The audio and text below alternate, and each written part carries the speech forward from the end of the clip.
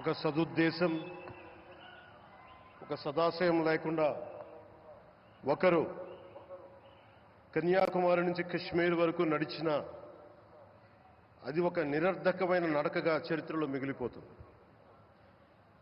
కానీ ఒక సదాశయంతో, ఒక సత్సంకల్పంతో ఇంకొకరు కన్యాకుమారి నుంచి కశ్మీర్ వరకు ప్రజలందరితో మమేకమై వారందరినీ ఏకతాటిపైన నడిపిస్తే అది ఆత్మనిర్భర భారత్ అవుతుంది. అదే కన్యాకుమారి నుంచి కశ్మీర్ వరకు ప్రజలకి వారి పరిసరాల శుభ్రత యొక్క బాధ్యతను తెలియజేస్తే రమేష్ గారు అది స్వచ్ఛ భారత్ అవుతుంది. అదే కన్యాకుమారి నుంచి కశ్మీర్ వరకు ప్రజల గుండెల్లో దేశభక్తి, ధైర్య సాహసాలతో నింపితే అది పటిష్టమైన, బలిష్టమైన భారతం అవుతుంది. అది ఒక రోజున అఖండ భారతం అయి తీరుతుంది. ఒక బలమైన భారత్ కోసం, ఒక దృఢమైన దేశం కోసం, జగత్తంతా వసుదైక కుటుంబం అనే భావన కోసం 4.5 దశాబ్దాలుగా పరితపిస్తూ, పరిశ్రమిస్తూ ఆ దారిలో ఎదుర్కొన్న ప్రతి పరాజయాన్ని, పడ్డ ప్రతి అవమానాన్ని నవ్వుతూ స్వీకరిస్తూ, వాటినే విజయాలకి ఇంధనంగా వాడుకుంటూ, దేశాన్ని అభివృద్ధి పథంలో నడిపిస్తూ, భారతదేశాన్ని ప్రపంచంలోనే 3వ బలమైన ఆర్థిక వ్యవస్థగా తీర్చిదిద్దేలా నడిపిస్తున్న మన ప్రియతమ ప్రధాని, మన గౌరవ ప్రధాని శ్రీ నరేంద్ర మోదీ గారికి నా తరపున 5 కోట్ల మంది ఆంధ్రప్రదేశ్ ప్రజల తరపున నా హృదయపూర్వక నమస్కారాలు.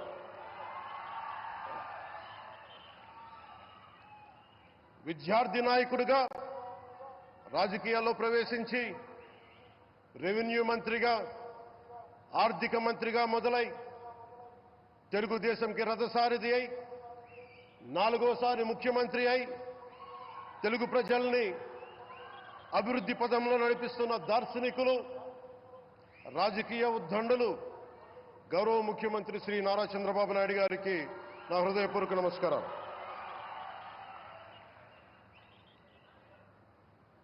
తోటి మంత్రివర్గ సహచరులైన ప్రతి ఒక్కరికి, నారా లోకేష్ గారికి,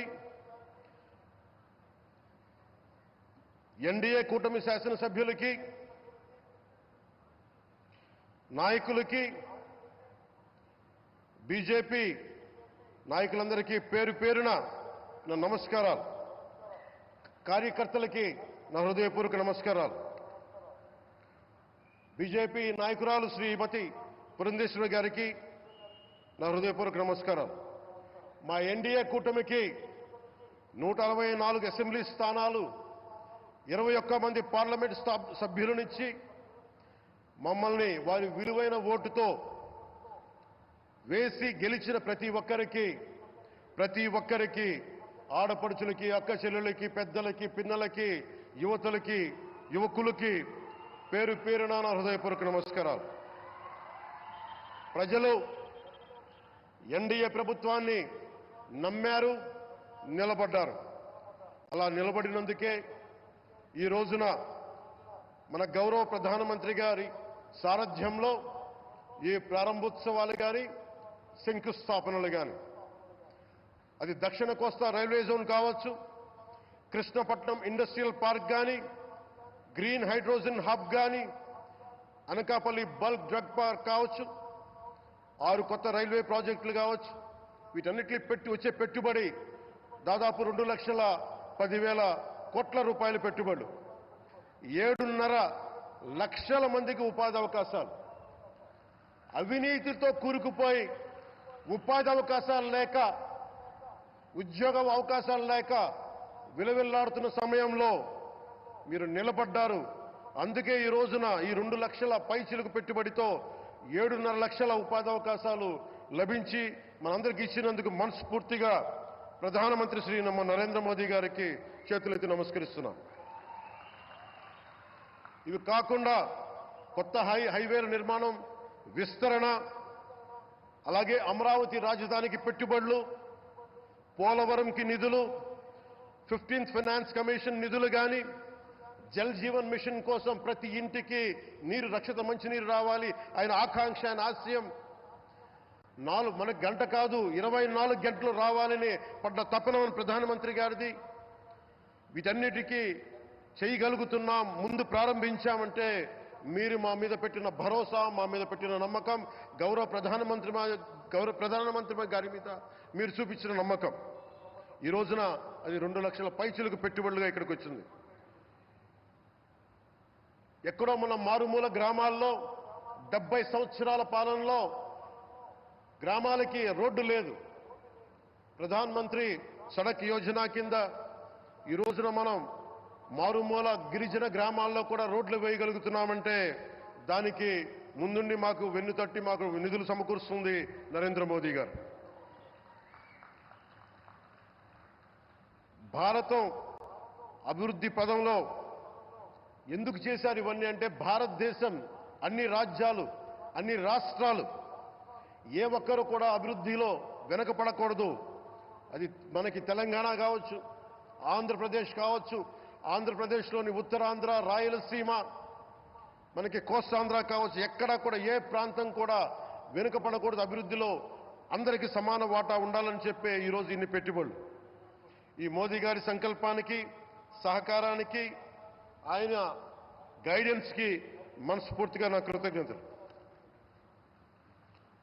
5 ఏళ్ల అవినీతి అరాచక పాలనలో ఆంధ్రప్రదేశ్ అంధకారంలో కూరుకుపోయినప్పుడు ఆ రోజున మన ముందుకొచ్చి మేము ఎన్డీఏ కూటమితో మనం నిలబెడదాం, ఆంధ్రప్రదేశ్ ప్రజల ఆకాంక్షలు నిలబెడదాం, అభివృద్ధి పదంలో నడిపిద్దామని చెప్పి ఆ రోజు ఆశాజ్యోతిలో నిలబడ్డారు.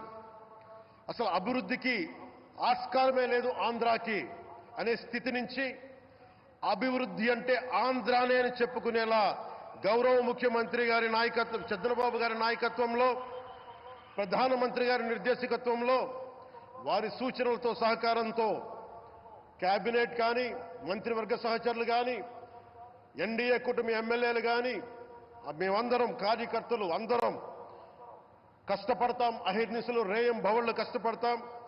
దేశ ప్రగతిలో భాగస్వామ్యులు అవుతాం. మేము ప్రధానమంత్రి గారికి అండగా ఉంటామని తెలియజేసుకుంటూ, ఆంధ్రప్రదేశ్లో ఉన్న ఆంధ్రాకి వెలుగుతో నింపుతున్న మీ నిండు హృదయానికి నా హృదయపూర్వక కృతజ్ఞతలు తెలియజేసుకుంటున్నాను. మరోమారు మీ అందరికీ ధన్యవాదాలు తెలుపుకుంటూ, నమ్మకం పెట్టారు. మీరు పెట్టిన నమ్మకానికి ఈ రోజున 2 లక్షల పైచిలకు పెట్టుబడులు తీసుకొచ్చారు. ప్రధానమంత్రి గారు ఉండటం వల్ల, సమర్థవంతులైన చంద్రబాబు గారు ఉండటం వల్ల మేమందరం నేర్చుకోవడానికి, పనిచేయడానికి సంసిద్ధంగా ఉన్నాం. సో మీరందరూ ఇదే సహకారం ఇవ్వాలని మనస్ఫూర్తిగా కోరుకుంటూ, ఆ భగవంతుడు, ఆ లక్ష్మీ నరసింహుడు ఈ దేశాన్ని మరింత ప్రగతి పదంలో నడిపించేలా గౌరవ ప్రధానమంత్రి శ్రీ నరేంద్ర మోదీ గారికి దీర్ఘాయుష్ ఇవ్వాలి, ఆరోగ్యం ఇవ్వాలని మనస్ఫూర్తిగా కోరుకుంటూ, ఆ లక్ష్మీ నరసింహుడిని వేడుకుంటూ సెలవు తీసుకున్నాను. జై భారత్, జై హింద్.